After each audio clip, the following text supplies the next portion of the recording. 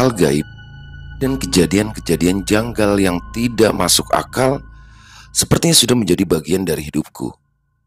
Banyak sekali kejadian di luar nalar yang sudah aku alami sepanjang hidup. Dan ternyata, menurut cerita dari ibuku yang baru beberapa hari lalu aku dengar, aku sudah mengalami kejadian janggal dan berbau hal mistis ketika aku masih berumur sekitar 5 bulan. Perkenalkan, namaku Lilis. Aku lahir dan besar di daerah Majalengka, Jawa Barat. Di usiaku kala itu yang baru menginjak 5 bulan, ibu meninggalkanku sendiri di dalam kamar untuk pergi ke mata air yang menjadi satu-satunya sumber air bersih di daerah kami waktu itu, untuk mandi, mencuci pakaian, dan juga mengambil air untuk memasak. Ibu dan para warga lainnya di daerahku harus menempuh jarak yang bisa dibilang cukup jauh. Mereka pun harus berjalan melewati perkebunan yang banyak ditumbuhi pepohonan besar.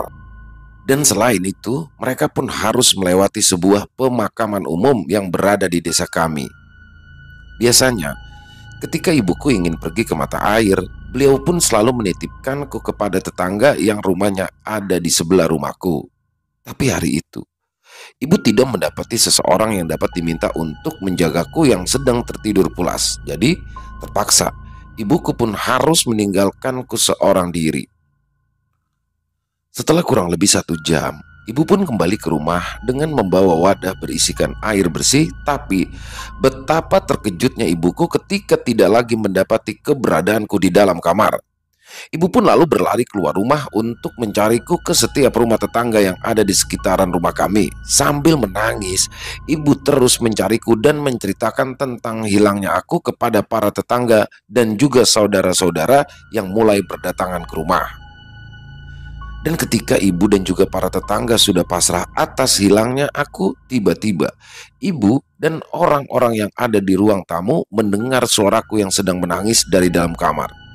Dengan rasa senang yang bercampur juga dengan rasa bingung, ibu yang diikuti beberapa tetanggaku pun berlari ke dalam kamar untuk memastikan jika tangisan itu adalah tangisanku yang memang masih berusia 5 bulan. Sontak, hal itu pun membuat ibu dan juga para tetangga merasa sangat heran. Padahal ibu dan juga semuanya sudah mencariku di dalam kamar, namun hasilnya nihil.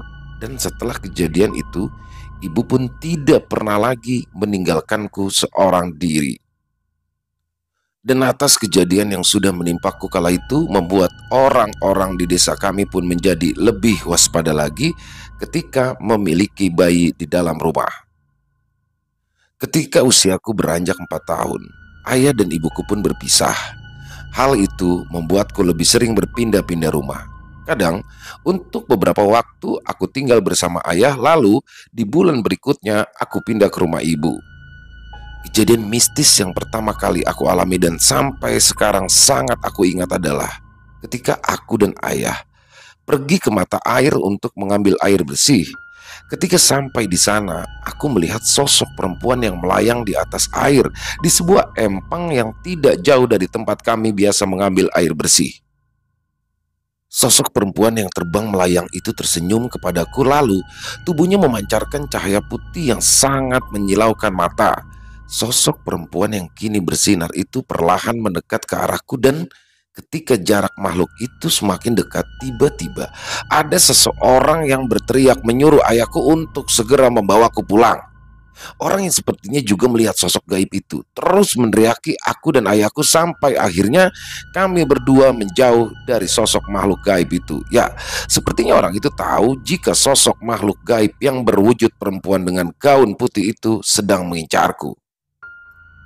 Setelah makhluk itu menghilang, ayah pun lalu berbincang dengan orang yang tadi sudah meneriaki kami. Dan entah apa yang dibicarakan ayah dengan orang itu, karena semenjak itu aku tidak diizinkan lagi untuk mandi di mata air itu. Sesampainya di rumah, ayah memintaku untuk duduk menunggunya untuk menjalankan ibadah sholat. Dan setelah itu ayah memintaku untuk masuk ke dalam kamar bergegas tidur. Di keesokan harinya, ayahku pun mengantarkanku ke rumah ibu. Waktu itu ibu tidak ada di rumah, sehingga neneklah yang merawatku. Aku pun lalu mendengar perbincangan antara ayah dengan nenek yang mengatakan bahwa aku tidak aman jika berada di rumah ayah.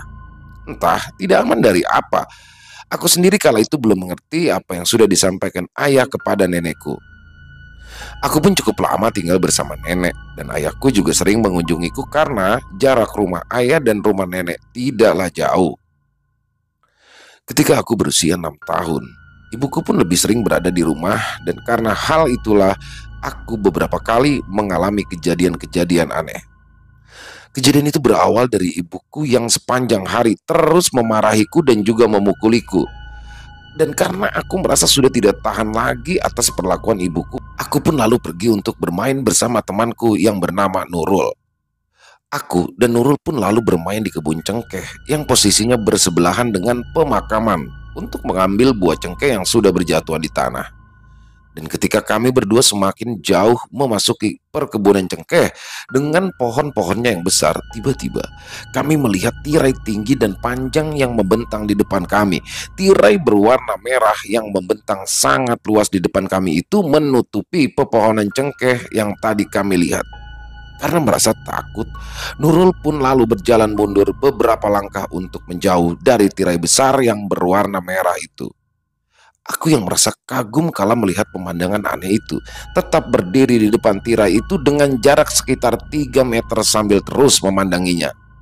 Setelah dibuat kagum oleh pemandangan yang benar-benar tidak masuk akal itu, aku dan Nurul pun kembali dikejutkan oleh suara orang yang terus memanggilku dan memintaku untuk masuk ke dalamnya. "Neng, anak manis, ikut bibi yuk," ujar suara tanpa wujud itu. Dan Nurul pun langsung berteriak memanggilku, meminta untuk menjauh dari tirai merah itu. "Jangan ke situ, ayo pulang," seru Nurul yang ada di belakangku. Tapi seperti tidak mau kalah dengan teriakan Nurul, sosok yang tidak aku ketahui wujudnya itu pun kembali memanggilku dan mulai merayuku untuk ikut bersamanya. "Neng, kalau Neng ikut sama bibi, gak ada lagi yang akan memarahi Neng. Hidup di sini enak, tidak akan lagi ada yang menyakiti Neng," ujar suara itu yang membuatku pun teringat akan perlakuan ibuku yang tadi sudah memarahiku, bahkan beberapa kali memukulku. Aku yang mulai tertarik dengan ucapan sosok itu pun lalu melangkahkan kaki untuk mendekati tirai merah yang perlahan mulai memancarkan cahaya. Nurul yang semakin ketakutan pun mulai menangis dan terus berteriak memanggil namaku. "Jangan, Neng, jangan ke situ. Ayo kita pulang," seru Nurul dengan isak tangisnya. "Sudah, jangan pedulikan temanmu itu. Dia tidak tahu kan apa yang kamu alami di rumah," ujar suara itu yang terdengar semakin jelas di telingaku. Memangnya memangnya kamu siapa? Aku nggak mau ikut kamu," jawabku sambil mengedarkan pandanganku ke sekitar untuk mencari sosok yang terus saja merayuku itu. "Ini Bibi, Bibi yang sayang sama Neng," jawab sosok itu lagi dengan suaranya yang kini terdengar sangat lembut. "Bibi, Bibi siapa? Kok aku nggak bisa lihat Bibi?" jawabku dengan segala kepolosanku. "Kalau kamu mau lihat Bibi, ayo sini masuk.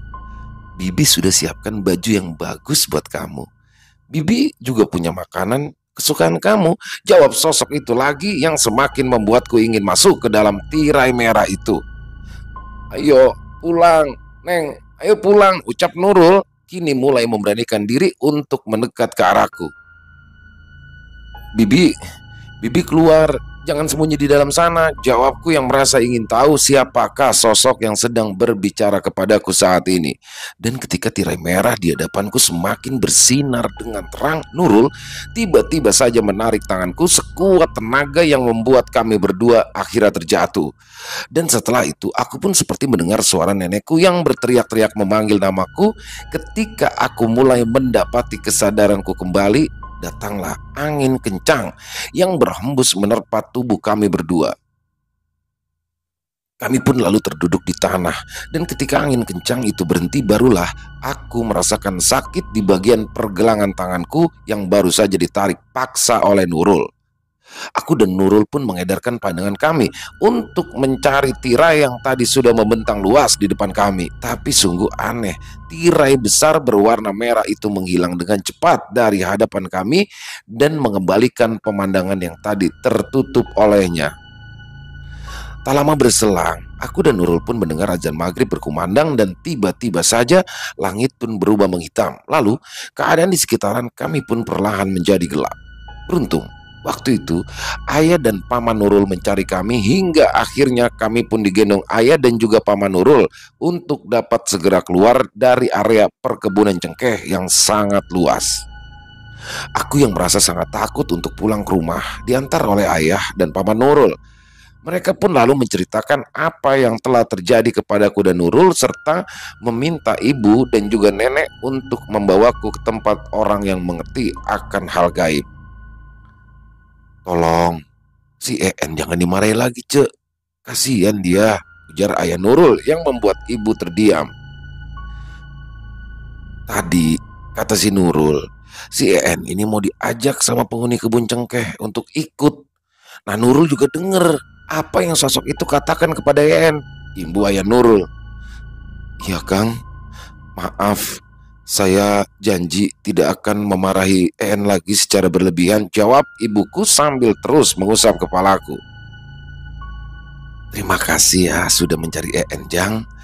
Kalau saja kamu sama Maman tidak menemukannya, entah gimana nasib si En," sahut nenek sambil memberikanku segelas air putih hangat. "Ya intinya mah, sosok makhluk penghuni kebun cengkeh tadi tuh pengen bawa si En. Saya khawatir kalau En terus di sini, makhluk itu bisa datang lagi dan membawa En," ujar ayah Nurul yang memang tahu kejadian yang tadi aku dan Nurul alami karena sebelum mengantarku pulang, ayah Nurul dan Mang Maman terus bertanya apa yang kami lakukan di tengah kebun cengkeh. Dan kami pun menceritakan secara detail apa yang sebenarnya terjadi. En adalah nama panggilan kecilku. "Besok kita bawa En ke rumah Wak Narya ya. Sepertinya Wak Narya tahu apa yang terjadi dengan En. Karena kan dulu En juga pernah." Belum sempat nenek melanjutkan kata-katanya, tiba-tiba saja ayah datang bersama Wak Narya. "Alhamdulillah panjang umur," ujar nenek sambil menyalami ayahku dan juga Wak Narya. "En ini memang sudah lama disukai oleh lelembut yang ada di daerah sini. Apalagi yang ada di kebun cengkeh," ujar Wak Narya sambil tersenyum kepadaku. Tolong ambilkan air ya mak," imbu Wak Narya yang meminta nenek untuk mengambilkan air putih. "Tadi anak kamu itu sudah saya kasih air juga, Jang. Tapi anakmu tidak apa-apa. Sebab yang benar-benar diincar oleh gaib-gaib yang ada di kebun itu memang si En," imbu Wak Narya mencoba menjelaskan kepada orang tua Nurul. "Ah, terima kasih Wak. Kalau begitu saya pamit dulu ya. Saya belum mandi," balas ayah Nurul yang langsung pulang bersama Mang Maman. Setelah ayah Nurul pulang, Wak Narya pun kembali membicarakan tentang sosok gaib yang tadi hampir saja membawaku ke dunia mereka. Sosok gaib yang memang menguasai perkebunan cengkeh yang sangat luas itu memang memiliki kerajaan sendiri dengan 2 gerbang gaib yang ada di bagian selatan desa, yaitu di daerah tempat tinggal ibuku, dan gerbang gaib di bagian utara desa letaknya ada di daerah tempat tinggal ayahku. Kedua gerbang gaib itu sama-sama berada di samping pemakaman. Bedanya adalah pemakaman yang berada di daerah tempat tinggal ayah tidak seluas yang ada di daerah tempat tinggal ibu. Setelah Wak Narya menghilangkan sisa-sisa energi makhluk gaib yang masih tertinggal di tubuhku, Wak Narya dan ayah pun berpamitan untuk pulang karena adanya kejadian ini. Ayah pun memintaku untuk tinggal di rumah ayah lebih dulu untuk menghindari hal-hal yang tidak diinginkan. Karena sudah 2 kali aku diganggu oleh makhluk-makhluk gaib di daerah ibu. Ibu dan nenekku pun menyetujui pemikiran ayahku yang ingin membawaku ke rumahnya yang ada di kampung sebelah. Hal itu dilakukan demi kebaikanku. Karena saat itu juga ibuku sedang hamil tua dan sebentar lagi akan melahirkan. Jadi supaya tidak merepotkan ibu dan juga nenek kala itu. Sudah hampir 6 bulan aku tinggal bersama ayah, dan juga aku sudah mulai bersekolah di madrasah yang berada di tengah-tengah desa antara rumah ibu dan rumah ayah. Tujuannya adalah agar bisa lebih dekat dari tempat ayah tinggal dan juga tempat tinggal ibu karena aku pastinya akan tinggal bergantian. Kejadian ganjil berikutnya menimpaku ketika aku sedang berada di daerah tempat ayah tinggal dan kejadian aneh ini sepertinya mulai membuka indraku yang keenam. Hingga sampai saat ini, aku dapat merasakan kehadiran mereka yang tak kasat mata, bisa melihat kelebatan-kelebatan bayangan makhluk-makhluk gaib dan terkadang juga aku bisa mendengar makhluk-makhluk itu berkomunikasi dengan bahasa mereka yang tidak dapat aku mengerti. Sore menjelang maghrib, aku dan kakak sepupuku pergi ke musola yang ada di daerah kami. Setelah itu, kami pun langsung ke rumah guru ngaji kami yang bernama Wa Asep. Setelah selesai menjalankan ibadah sholat maghrib secara berjamaah di musola, aku dan kakakku lalu mampir ke rumah salah satu teman kami untuk mengajaknya pergi bersama ke rumah Wasep. Dan ketika aku dan kakakku sedang menunggu Tuti di depan rumahnya, tiba-tiba aku melihat sosok nenek-nenek yang terlihat sedang membawa kayu bakar ada di bagian samping rumah Tuti. Di antara gelapnya malam, nenek itu terlihat melambai-lambaikan tangannya ke arahku dan perlahan terdengarlah suara bisikan yang memintaku untuk mendekatinya. "Neng, sini," ujar sosok nenek itu yang terus terngiang di telingaku.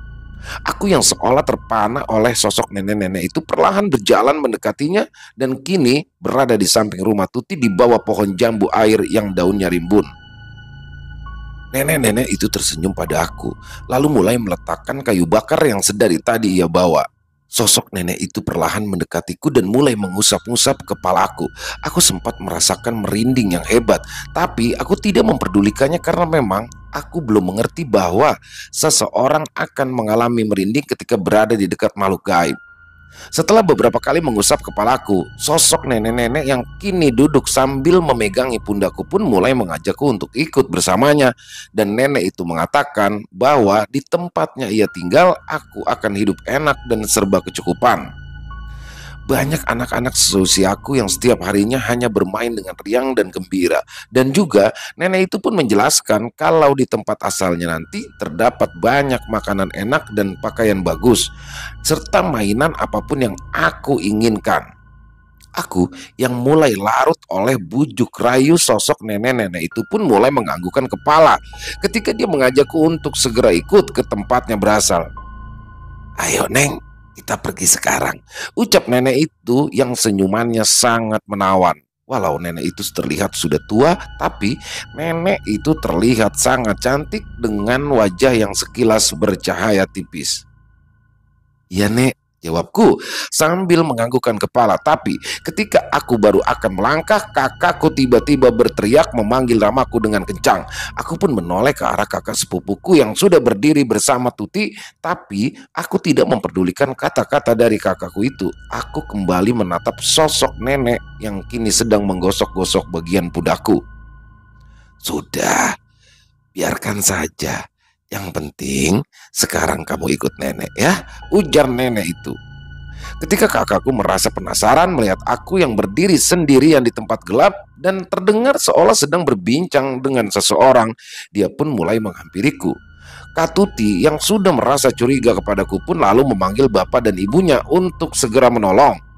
Dan ketika kakak sepupuku mulai mendekat ke arahku, tiba-tiba saja muncul sosok kakek-kakek yang berdiri di belakang sosok nenek itu. Kakek itu pun lalu mengulurkan tangannya dan menganggukkan kepala sambil tersenyum dengan wajah yang sangat teduh. Aku yang mulai ragu, lalu kembali melihat ke arah kakak sepupuku yang kini terus memanggilku dan mengajakku untuk pergi dari tempat itu. "En, kamu teh ngapain di situ?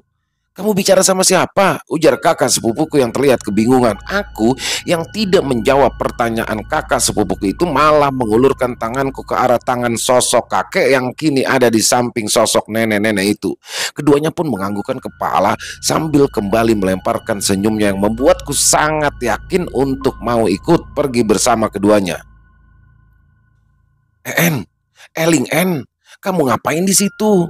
Ayo kita berangkat ngaji," imbunya lagi dengan suara yang kini terdengar sengau. Dan ketika aku hendak melangkahkan kakiku, kakak sepupuku pun berlari ke arahku dan langsung mendekap tubuhku dari arah belakang.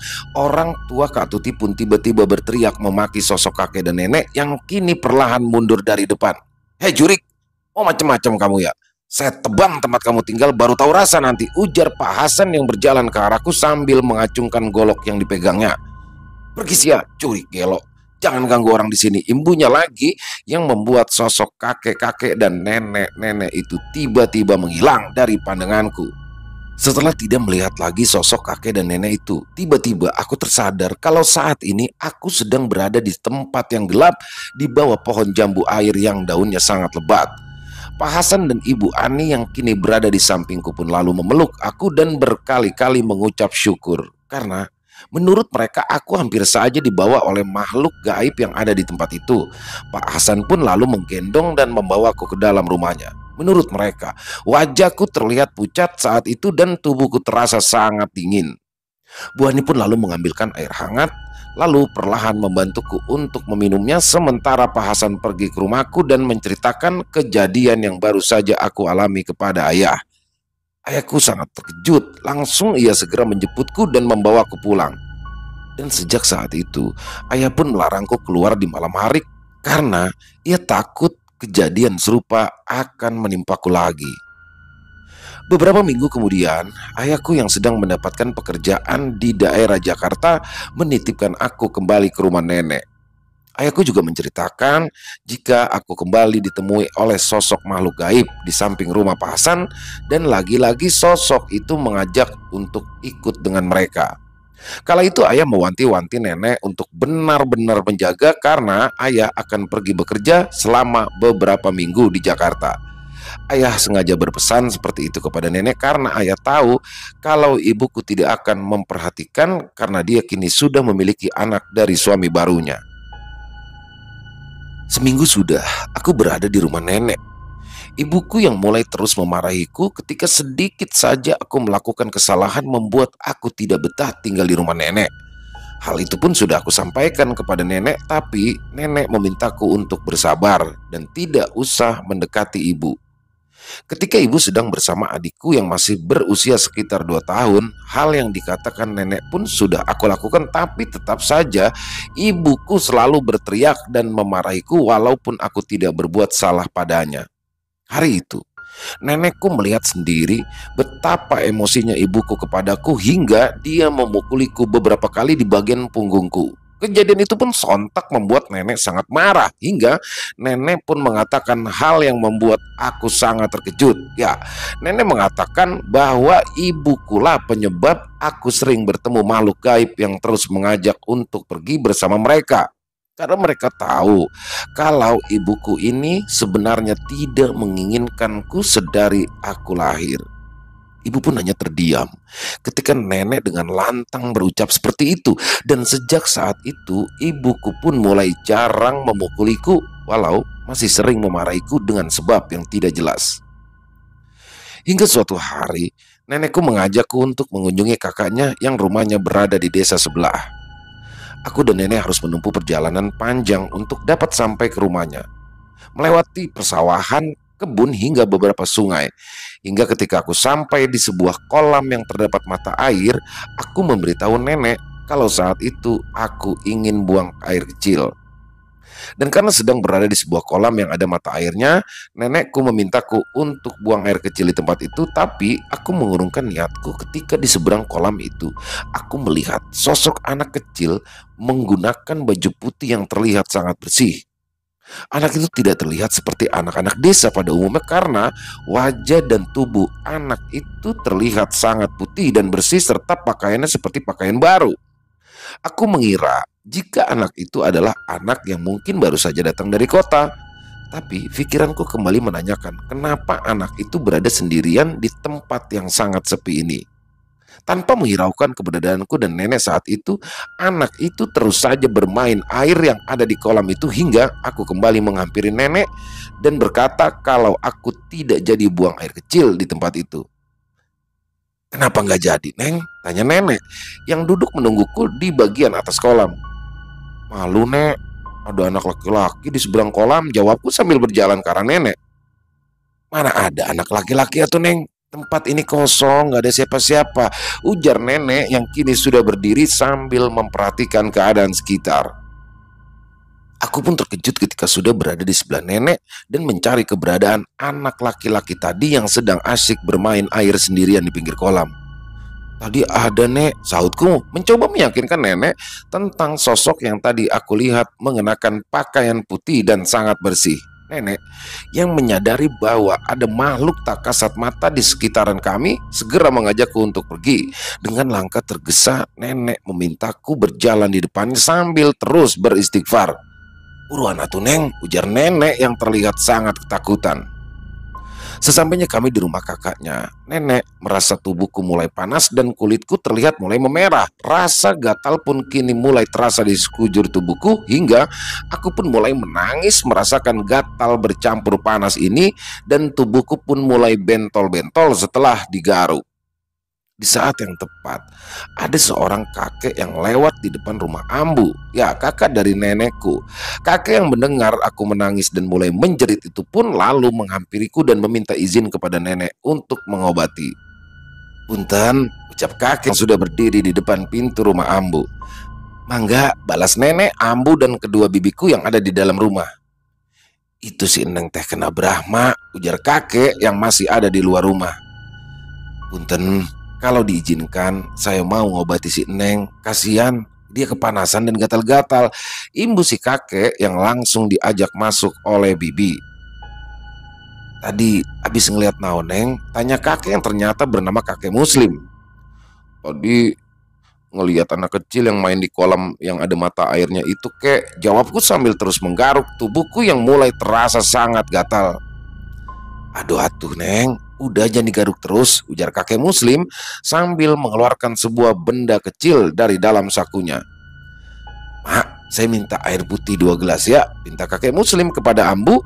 Bibi pun dengan sigap langsung berlari ke arah dapur untuk mengambilkan air putih yang diminta oleh kakek Muslim.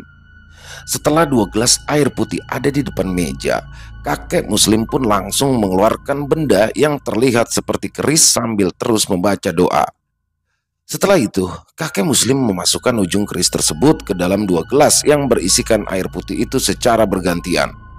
Setelah beberapa saat, kakek Muslim memintaku untuk meminum air putih itu sedikit demi sedikit dan meminta nenek untuk membasuhkan air yang berada di gelas satunya ke seluruh tubuhku. Alhamdulillah, setelah meminum air dan juga membasuhkan air doa yang diberikan oleh kakek Muslim, perlahan rasa gatal yang aku rasakan tadi menghilang. Disusul rasa panas yang aku rasakan dari kepala sampai kaki pun kini mulai berangsur pergi.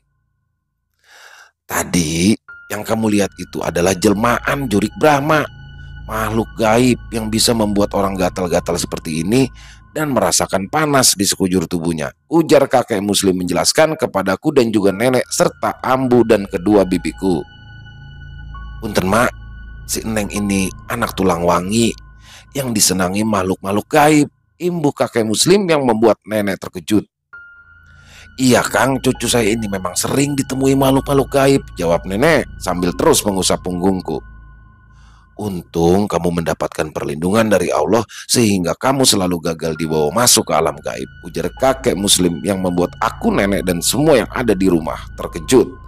Bagaimana mungkin kakek Muslim tahu kalau aku sudah beberapa kali hampir dibawa makhluk-makhluk gaib yang terus merayuku ketika aku bertemu dengan mereka.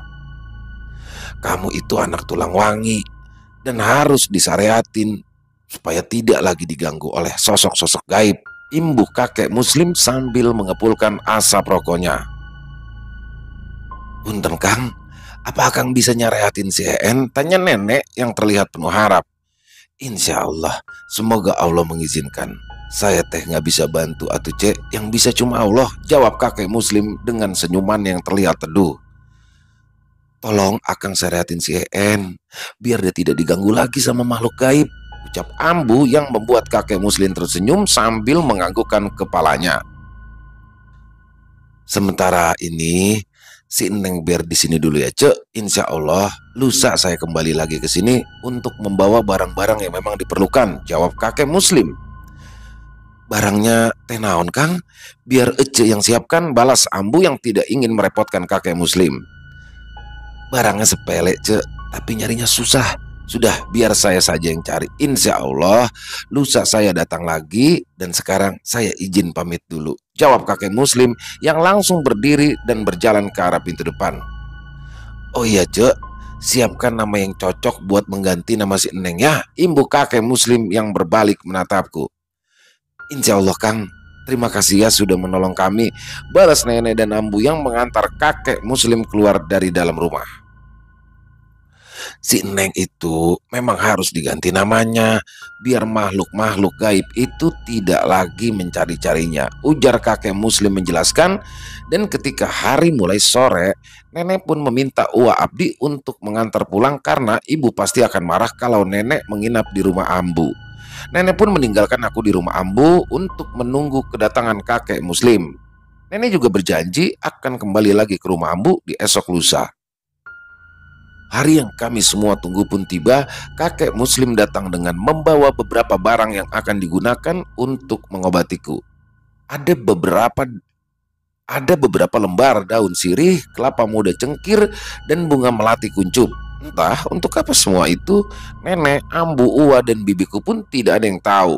Yang Uwaku tahu hanyalah daun sirih bertemu ruas yang sangat sulit sekali didapat. Konon, daun sirih bertemu ruas memiliki daya magis yang dapat melawan ilmu-ilmu hitam seperti santet dan pelet.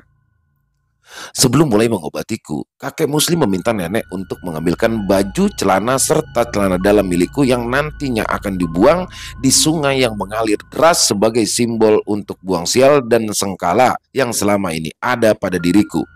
Tidak lupa juga, kakek Muslim meminta bibi untuk membuat bubur putih dan bubur merah sebagai simbol untuk mengganti namaku. Ya, nama yang kini aku gunakan adalah nama pemberian kakek Muslim.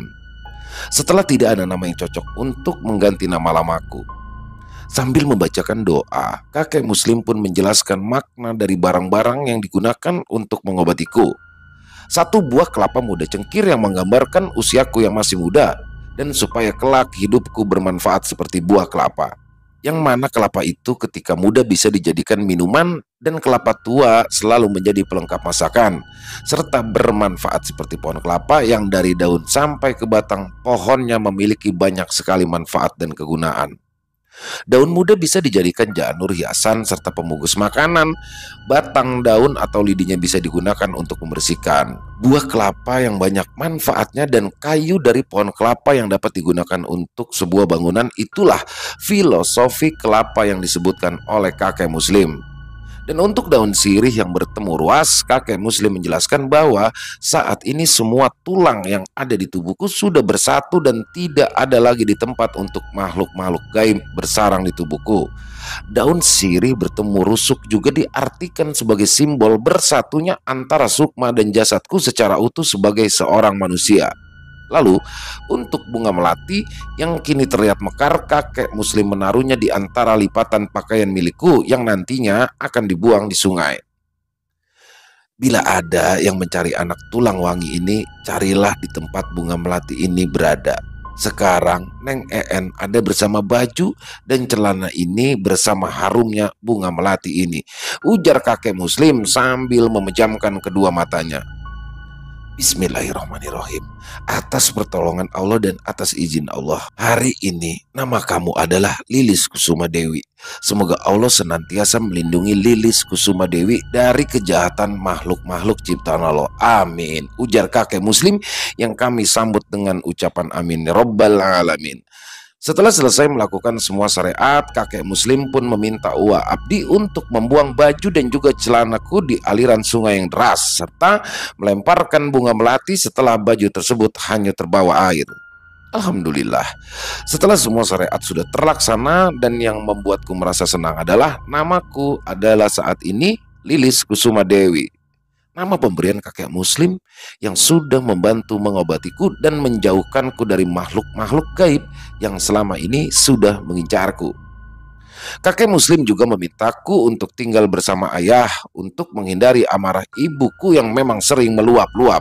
Entah dari mana kakek Muslim tahu kalau ibuku sering memarahiku, bahkan juga memukuliku. Setelah mendapat syariat dari kakek muslim, aku pun kini merasa lebih tenang dari sebelumnya. Tapi beberapa bulan kemudian, aku pun kembali mengalami kejadian yang tidak masuk akal. Saat itu, aku sedang menginap di rumah milik uakku. Menurut cerita yang aku dengar, rumah yang ditempati uakku itu adalah rumah angker, karena di bagian belakang rumah uak ada sebuah jalan yang menjadi penghubung makhluk gaib untuk bepergian ketika malam hari. Aku yang ingin pergi ke kamar mandi harus mengurungkan niatku ketika aku mendengar suara ramai di belakang rumah Uwa. Suara seperti orang berbincang terdengar jelas dari balik pintu belakang rumah Uwa. Dan karena hal itu, aku pun lalu segera kembali ke kamar dan menutupi tubuhku dengan selimut karena mulai merasa takut. Alhamdulillah, hingga cerita ini ditulis, aku tidak pernah lagi ditemui sosok-sosok yang waktu itu terus mengincarku dan ingin membawaku ke alam mereka. Walaupun pada akhirnya memang aku kini menjadi lebih peka terhadap makhluk-makhluk tak kasat mata. Tapi itu semua hanyalah sebatas penglihatan dan pendengaranku saja. Tak jarang juga aku melihat penampakan-penampakan dari sosok-sosok gaib yang ada di sekitaranku, tapi mereka tidak pernah menggangguku. Bagi teman-teman yang pernah mengalami kisah sepertiku, atau ada yang tahu dengan apa yang dimaksud dari istilah tulang wangi, semoga Allah senantiasa melindungi kita semua dari segala bentuk gangguan makhluk-makhluk astral. Amin. Selesai. Wow, luar biasa kisah yang dikirimkan dari Teh Lilis ya. Teh Lilis, halo. Nah, Teh Lilis ini sekarang berdomisili di luar negeri ya, di Taiwan. Jadi Teh Lilis ini adalah salah satu subscriber dari saya dan alhamdulillah mau berbagi kisahnya luar biasa ya. Horornya dapat dan yang pasti banyak sekali hikmah di dalam sini, dan semoga bisa menghibur semua teman-teman para pecinta, para penikmat horor. Dan mungkin hikmah yang paling bisa diambil dari kisah ini, kalau saya lebih menyoroti ke arah ini ya, perlakuan orang tua terhadap anak. Karena apapun yang dilakukan orang tua itu sampai ketika kecil itu akan sampai dewasa akan teringat. Jadi ini bisa jadi pengalaman kita selaku orang tua, bagaimana kita harus berlaku kepada anak. Ya seandainya memang harus keras, kenapa tegas itu belum tentu keras ya. Jadi usahain dia jangan sampai mukul ya ke anak, karena dia bakalan inget terus tuh sampai seumur hidup dia. Dan horornya dapat tulang wangi, banyak sekali kejadian anak kecil dengan balung wangi ya kalau orang Jawa itu. Jadi memang kalau ada yang bilang rusuk renggang, jadi yang rusuk renggang sering mudah untuk kerasukan. Ya salah satunya mungkin yang pernah saya dengar, memang salah satu syariatnya itu adalah yang seperti tadi, diganti namanya sehingga bisa terbebas dari semuanya. Luar biasa sekali lagi Teh Lilis, terima kasih. Dan buat teman-teman yang suka dengan videonya, silakan bisa diklik tombol like-nya, tombol jempolnya, bisa di-share juga ya linknya ke teman-teman yang lain, ke saudara-saudaranya agar juga bisa terhibur. Dan buat yang belum subscribe, jangan lupa diklik tombol merah subscribe-nya, sama loncengnya jangan lupa, supaya teman-teman juga bisa mendapatkan notifikasi dari konten-konten yang akan kami upload selanjutnya. Untuk Ilo Bercerita itu setiap jam 10 malam setiap harinya. Lalu untuk Ilo Ekstrim setiap jam 1 siang setiap harinya juga. Dan untuk terakhir Ekstrim Movie setiap jam 7 malam di setiap harinya. Dan buat teman-teman mungkin yang punya kisah horor, misteri, pengalaman pribadi berdasarkan kisah nyata seperti Teh Lilis ini, yang mau mengirimkan kisah, silakan bisa dikirimkan ke kami, yang nantinya kita akan bisa bawakan di antara ketiga channel kita ya. Bisa dikirimkan melalui tulisan, bisa melalui rekaman suara, bisa, bebas, senyamannya teman-teman aja ke nomor telepon 087845094752. Kami ulangi 087845094752. Dan buat yang sudah mengirimkan kisah tapi belum sempat kami bawakan, harap bersabar ya, karena masih harus melewati proses penggarapan dulu. Insya Allah kami akan membawakannya satu persatu. Dan di akhir kata, saya Ilo mengucapkan permohonan maaf apabila dalam pembawaan kisahnya tadi ada kata-kata saya yang salah. atau ada kata-kata saya yang mungkin kurang berkenan di hati teman-teman, saya mohon dibukakan pintu maaf yang seluas-luasnya karena saya hanyalah manusia biasa, tempatnya salah dan dosa. Dan sampai jumpa lagi di konten-konten kami selanjutnya yang pasti tidak kalah serunya, yang pasti tidak kalah horornya, masih bersama saya Ilo. Salam sehat sukses selalu untuk kita semua. Amin amin ya robbal alamin. Wassalamualaikum warahmatullahi wabarakatuh.